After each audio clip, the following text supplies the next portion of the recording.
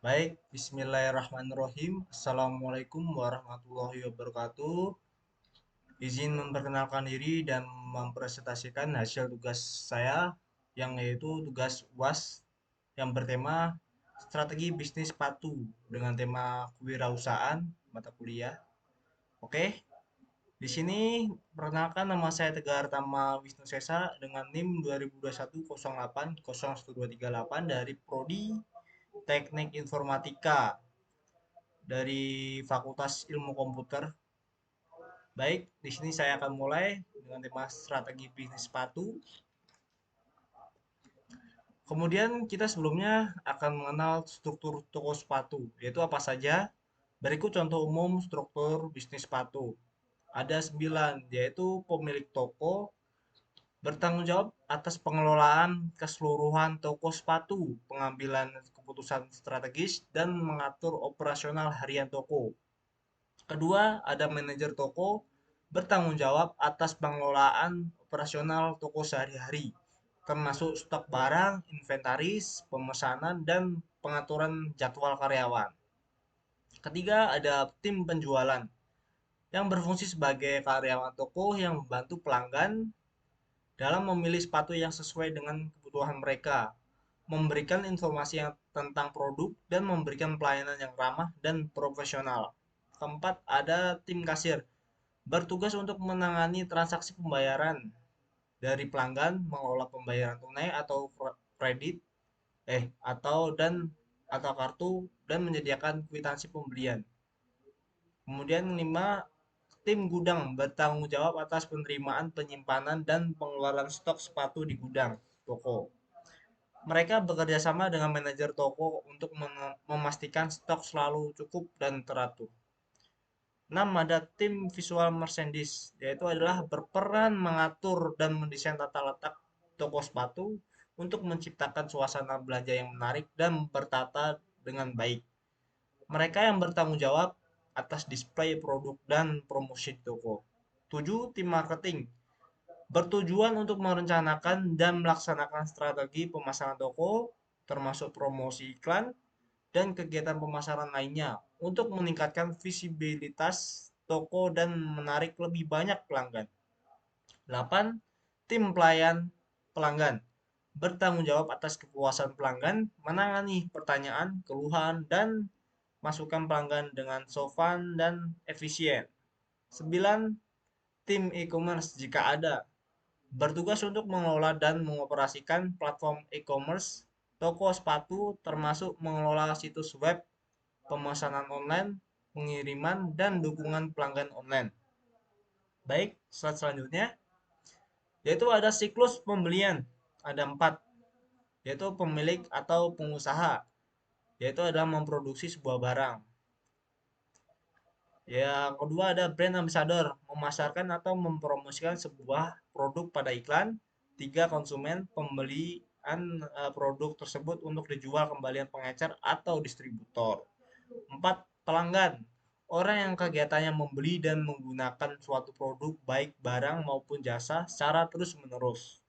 Selanjutnya, kali ini kita akan target penjualan sepatu ya. Pada sesi ini kita akan belajar tentang itu, yaitu ada 3, yaitu meeting objects, kualitas, desain, sasaran. Kualitas, sebagai pelanggan pasti akan memilih sebuah barang dengan kualitas yang baik dan kuat. Dan desain yang menarik, elegan akan menarik daya minat pelanggan. Sasaran, sebagai pengurusan kami kategorikan pelanggan anak-anak, remaja, dan dewasa untuk sepatu kami. Selanjutnya, kenapa saya memilih toko sepatu? Oke, karena kebutuhan untuk membeli sepatu baru. Sepatu adalah barang penting dalam kehidupan sehari-hari untuk melindungi kaki dan memberikan kenyamanan saat berjalan atau beraktivitas. Itu saya memilih sepatu. Slide selanjutnya, bagaimana cara menarik minat pembeli? Beberapa hal yang harus kita ketahui, yaitu adalah kenali kebutuhan pelanggan. Jadi pelanggan ini butuh apa nih, yang jenisnya apa. Tampilkan display produk yang menarik, yang yang kita miliki di toko, kemudian berikan diskon atau promosi khusus untuk pelanggan, berikan ulasan dan testimoni yang positif. Dengan menerapkan strategi ini, pasti meningkatkan minat pelanggan untuk membeli sepatu di toko kami. Kemudian survei kepuasan pelanggan pada toko kami ya sebelumnya. 75% diskon promo khusus untuk pelanggan setia kami dalam 1 bulan 1 kali. Dengan adanya promo besar, pembelian akan mengingatkan dan tertarik. Kemudian kepuasan pelanggan selanjutnya adalah 25% pengembalian atau garansi. Nah, hal ini kenapa 25%? Karena terjadi masalah proses pengembalian atau pelanggan tidak puas. Karena itu mungkin masalah garansi kurang panjang mungkin ya. Yang ketiga ada 50% kualitas dan desain produk menciptakan pengalaman belanja yang positif dan meningkatkan kepuasan pelanggan. Kita sudah membuka 5 cabang toko. Selanjutnya, apa sih customer service itu? Jadi, gambaran tim customer service itu terlatih untuk berinteraksi dengan pelanggan baik melalui telepon, email, pesan, dan langsung atau komunikasi lainnya.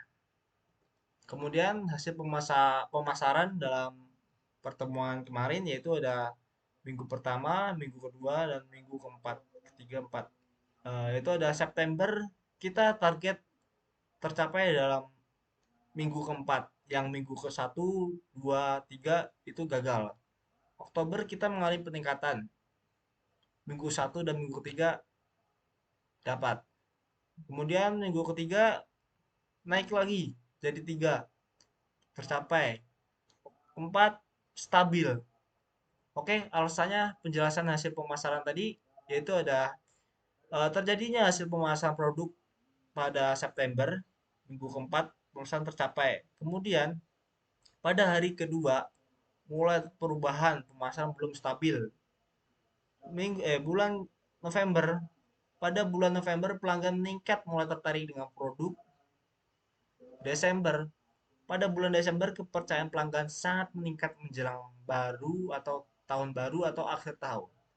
Hal ini terjadi karena kita menggunakan sebuah strategi pemasaran dengan cara mempromosikan lewat platform media sosial serta memberikan diskon besar-besar di dalam akhir tahun ini.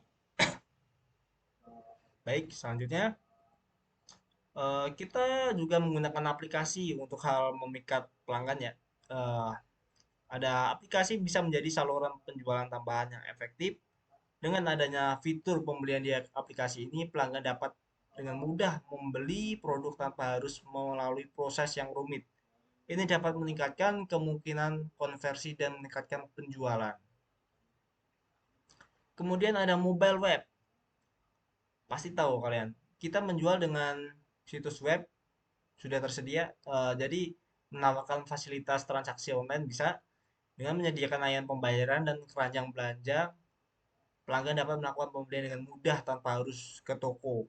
Misalkan jauh ya, kalian bisa mengklik di website tersebut. Kemudian proses produksi sepatu. Jadi nama sepatu kita namai kaki cipta.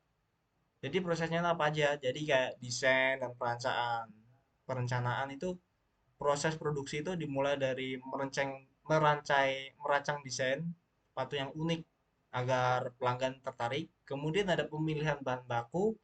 Setelah desain selesai, dilakukan pemilihan bahan baku berkualitas tinggi, bahan tinggi. Kemudian bahan-bahan seperti kulit sintetis, kain, sol karet, busa, benang, dan aksesoris lainnya dipilih dengan hati-hati untuk memastikan keawetan dan kualitas produk maksudnya. Ketiga ada potong dan jahit. Langkah-langkah selanjutnya adalah memotong bahan sesuai dengan pola desain menjahitnya bersama-sama membentuk bagian atas sepatu. Proses ini memerlukan keahlian tinggi dan ketelitian agar sepatu dapat diproduksi dengan presisi. Selanjutnya ada pemasangan sol. Setelah bagian atas sepatu selesai, sol karet dipasang dengan presisi direkatkan dengan lem khusus untuk memberikan daya tahan dan cengkeraman yang baik. Selanjutnya, pengujian dan pengendalian kualitas. Setiap sepatu diuji untuk memastikan kualitas dan kenyamanan. Pengendalian kualitas meliputi pemeriksaan ketahanan jahitan, kekuatan lem, kualitas bahan, dan kenyamanan pengguna. Selanjutnya ada pengemasan dan labeling. Setelah lulus pengujian kualitas, sepatu yang bermerek Kaki Cipta dari kami dikemas dengan hati-hati dan diberi label merek informasi produk seperti contoh kualitas produk sepatu Kaki Cipta. Selanjutnya, apa sih rencana masa depan usaha sepatu tuh? Jadi rencana ini kita merinci rencana pengembangan produk peningkatan desain inovasi, sepatu yang baru menarik, itu dan selanjutnya rencana ini mencakup upaya memperluas pasar, target pasar juga. Hal ini bisa dilakukan membuka toko baru, jadi bukan satu tempat doang ya.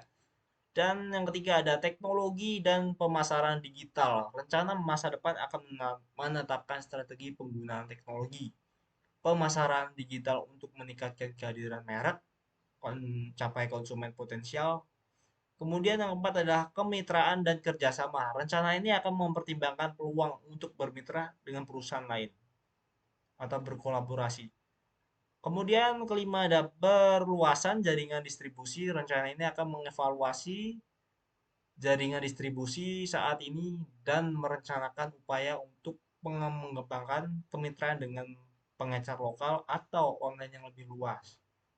Bisa dibilang konsumen. Kemudian ada investasi dalam kualitas dan keberlanjutan. Rencana ini akan menetapkan rencana untuk berinvestasi dalam meningkatkan kualitas produk. Kemudian ada rencana keuangan.